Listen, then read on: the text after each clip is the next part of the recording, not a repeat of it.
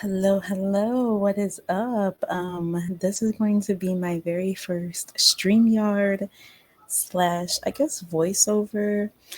Today I kind of wanted to talk about how us as exoticals, we can't really live in peace no matter how hard we try. And it's kind of funny because it's like simply existing rattles people's cages, and it really doesn't make sense to me. And I never understood it. It's like you're literally damned if you do and damned if you don't in almost every situation. And to be honest, ever since I can remember, I've always had eyes on me, whether it be for like good or bad reasons. But personally, I've noticed that the bad always got highlighted more often and quicker than any good that ever happened to me or any good that I've done. And it's kind of like people were hoping for my downfall, or they're quick to reprimand me for shortcomings I had. But I've noticed that if another person had the same flaws, shortcomings, or they pretty much did the same mistakes that I've done, it's kind of like people would let it slide all day long, like it's nobody's business.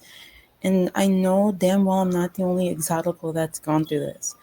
And for some reason, when you fuck up as an exotical, it's always taken personal, and the issue is deeper than what it actually is. And these are some examples that I thought of from past personal experiences. So, number one would be that girls always think that you want their man. And it's like, girly pop, if I can take your man, is that really even your man? And if he likes me or thinks I'm attractive, how in the hell is that my fault? So now it's like I gotta dim my beauty, I have to dim my personality, pretty much literally damn near hide myself because this girl feels inferior to me for what reason?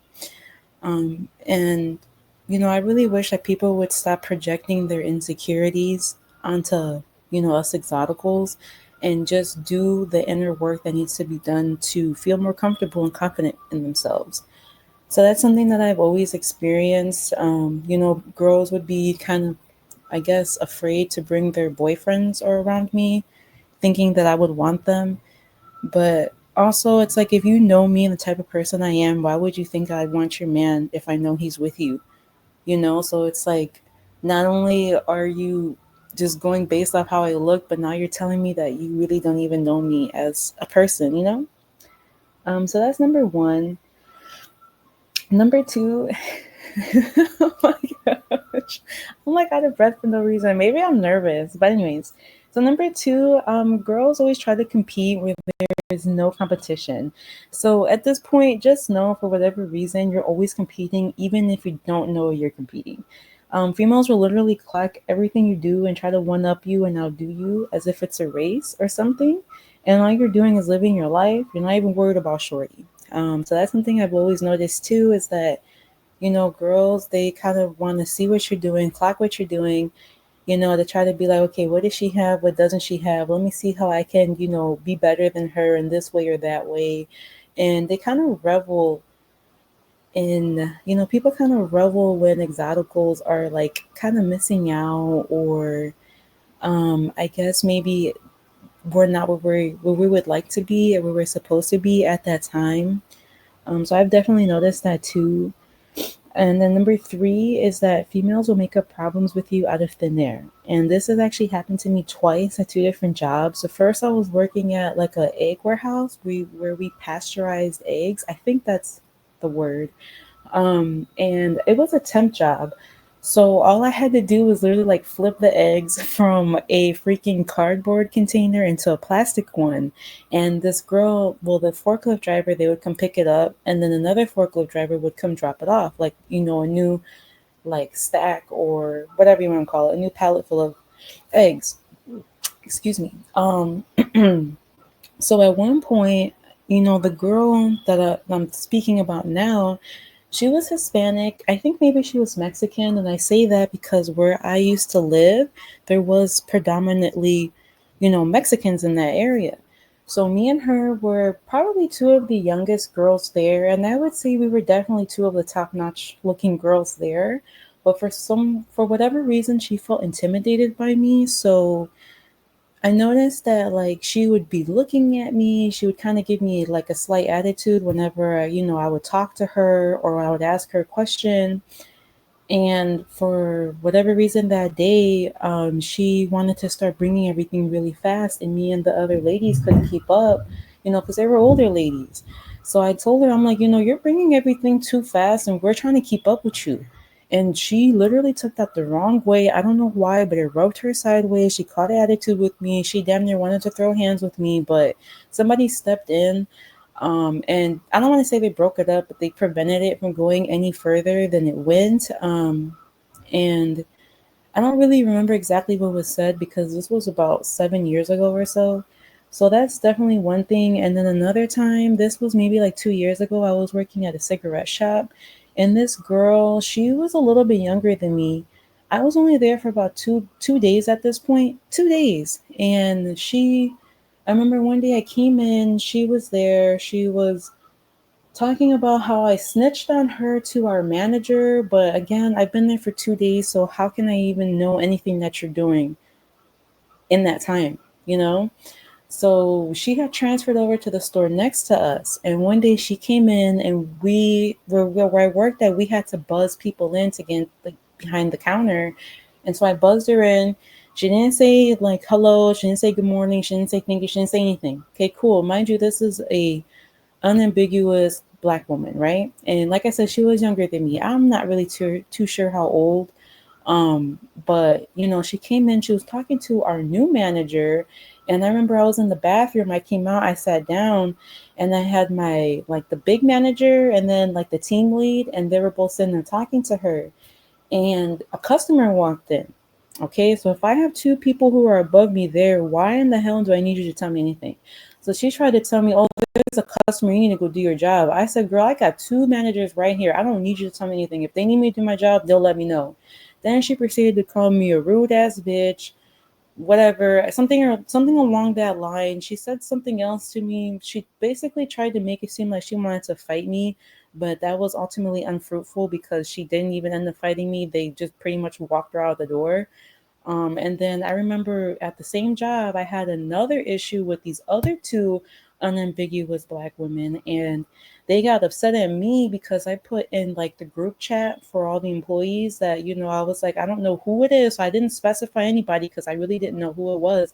I was like, I feel like I have to kind of do double the work because whoever is on second or third shift is not doing what needs to be done. So they took that personal, which goes back to what point was that? I think like one or two, that people are gonna take everything personal, or even in the beginning, I forgot where. But they took it personal, and one of them told me like, "Oh, keep that same energy when I see you tomorrow." So to me, I took that as, "Girl, you're trying to fight me," and it's like, no, dude, I'm not gonna fight you at a freaking 12-hour job. Like, it's not worth it. And what are we exactly even fighting about? Because I didn't even mention a name. I didn't specifically say like this person did this, or this person didn't do that. So I wasn't understanding like where the issue was stemming from. But that's definitely three things that I've noticed so far throughout my life. um, and also another thing is that you get fetishized so much by guys, and for whatever reason, men do not know how to act around exoticals. And I've been in so many different situations where I have felt so creeped out and so like uncomfortable by men. Um, and I have like one of my old bosses, I was probably like 22 or so at the time. No, actually, I was probably like 19 or 20, and my boss, he was maybe like in his 40s. I remember one time I was standing because I used to do like front desk. He just came up to me and just grabbed my hair because my hair was longer. It was like to my shoulders, and it was really thick and really curly. He just grabbed like handfuls of my hair and was like, "Oh my gosh, I just want to lay in your hair." And mind you, this is like a 40-something-year-old white guy. So, that's not the first time that that's happened to me. I remember it wasn't as uncomfortable, and it was actually a female. She wanted to take a picture of me to show her daughter how much I look like her. And that's another thing, too. I always get that I look like, I remind somebody of somebody that they know, their boyfriend's cousin's little sister, their ex best friend's cousin's best friend. And it's like, it's so weird. But going back to my point, yeah, guys will literally treat us like they forget that we're humans, that we have feelings, and it's like for whatever reason they feel like they're entitled to our time or that we owe them something. And it's like, where do you get this audacity to think that I owe you anything? I don't even know you from a can of paint. Like, I don't know you. And I have been hit with the "Hey beautiful, what's up?" And then as soon as you turn them down, I was like, "Well, fuck you too, then, bitch." Like, I I have been through that so many times. And I remember like one time I actually got stranded in the city that I used to live in because I was gonna go to a party, and one of my friends was supposed to meet me up, but he never showed. And so like I had to call my ex at the time, well, my boyfriend at the time. I was like, "Yo, can you come get me?" All this other stuff. So I remember I was walking down the street, and the area that I was in is not the type of area that you want to be around at night, let alone by yourself as a female. So I passed up these two boys on their bike. Luckily, they didn't say anything to me. And then I was walking down this alley, and this guy, he was like, "Hey, what's up? Like, are you good? Like, I see you're walking down the alley by yourself." And so I was told him what was up, and he's like, "Well, you can come chill with me." And at the time I was smoking, like I smoked weed. So he was like, "Oh, you can come smoke with me." And oh my gosh, please don't ever do this. But all praises to the Most High that I did not get like unalived or anything. But basically, we went to the corner store. We picked up a pack of blunts. We went back to his place. We didn't do anything. Like, we did not do anything. But we were on YouTube, like we were playing each other like some music to listen to, and then we watched something on Netflix. And then I was like, well, I gotta go. So he was like, no, don't leave. Like, this dude gave me his number, and then I was like, okay, well, I'll hit you up. So I left. Okay, so then I'm walking, and I ended up running into this group of people. I don't know who, like, if I don't know, but I ran into this group of people. This girl was like, "Where are you going? You shouldn't be walking out here by yourself." And they actually let me chill with them. They poured me up a cup and everything. And so then, excuse me, my ex came, he picked me up, and then, yeah, we left. And so after that, that guy would call me and text me that he wanted to see me, he wanted to hang out with me, kind of like almost every day. And this went on for like a good couple of months. And then he finally just got the point, like, I don't want to really hang out with him. But it's funny because it's like just from that one interaction, this man wanted to see me again for months. So, I mean, it's not really like he fetishized me. I don't even know if I said that right, but still, the simple fact that like that imprint. But like I always get catcalled. I've gotten catcalled so many times. I've been stalked before. It wasn't anything too serious, but it was in high school, and this was like so many years ago.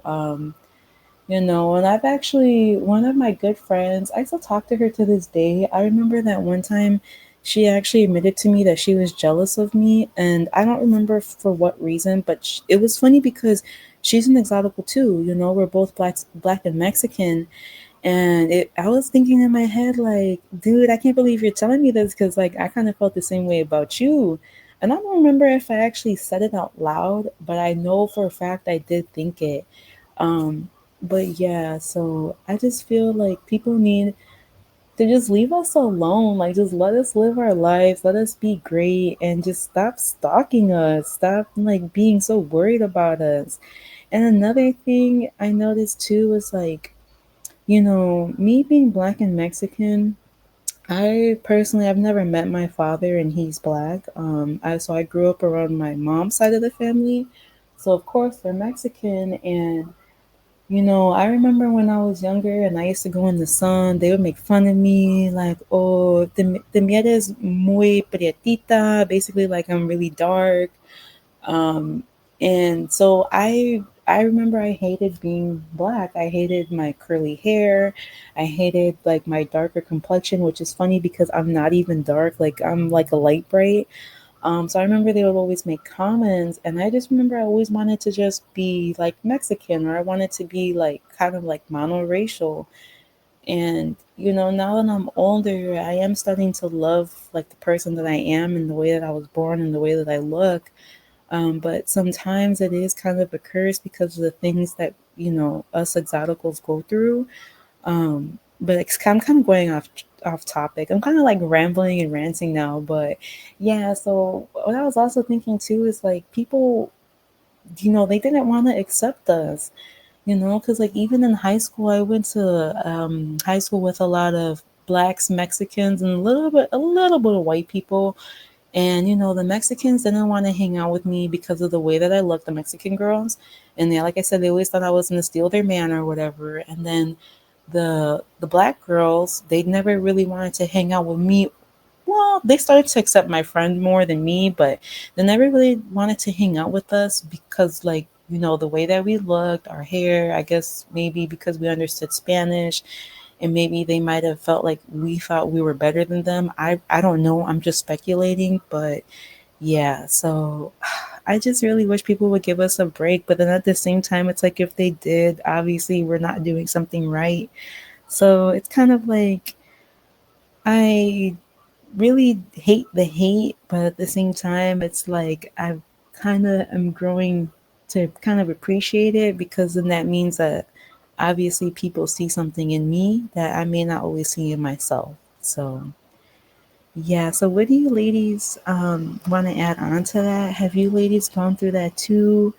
What are some horror stories that you have? Like, girl, share that and just let us know because I have so much more. But it's gonna take me a while to think about it because I just, think as I go. And then actually, it just came to mind. I have actually been going through the, oh, you're gonna take my boyfriend things even when I was a kid because I remember I do not know how old I was. I'll have to ask my mom, but I remember I was in school and there was this boy that I thought was cute. I was a kid, okay? Definitely under the age of 8 because it was before my sister was born and we're 10 years apart. So I was 10 when my mom had her. But I remember I went to this after school program and the boy that I thought was cute, he went there too. And this girl that I was like kind of friends with, because I had just moved to the area, she went to the after school program too. And I remember that the kids kind of got us like in a circle and like me and the boy, and they were like kiss, kiss, kiss. And we didn't like kiss on the lips or anything, but I remember he gave me a kiss on the cheek. And I guess somebody, I don't know who it was, went back and told his little quote unquote girlfriend about it. And she came up to me and called me a boyfriend stealer the next day.